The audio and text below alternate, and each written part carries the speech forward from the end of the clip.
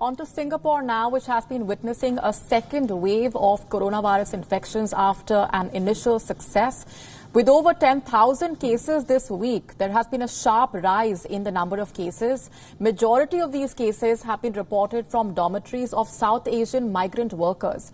And with most of these areas placed under government-ordered quarantines now, there is a fresh challenge. The workers are now facing a food shortage. And jumping to their rescue is Singaporean pastor Samuel Stephen. His mission is to ensure that the migrant workers have adequate food supplies. They are. And so many of them do not know where to reach out, who to reach to. Because sometimes, they're not made aware of the availability. And sometimes they think that because they are workers, that this is their plight, that they have to just be quiet and go through the suffering. And so when they know that there's someone who cares for them, there's someone who can reach out to them and actually meet their need, then that's where they open up and share the constraints, the struggles. Like one of the dormitories we went to, I think a few days ago, they shared 6 months they have not paid. All the workers in the company have not paid for 6 months. And so we flag these kind of companies. We actually inform the authorities about this, Due to the financial crisis, many employers are unable to feed their own workers, and that's where Pastor Stephen steps in.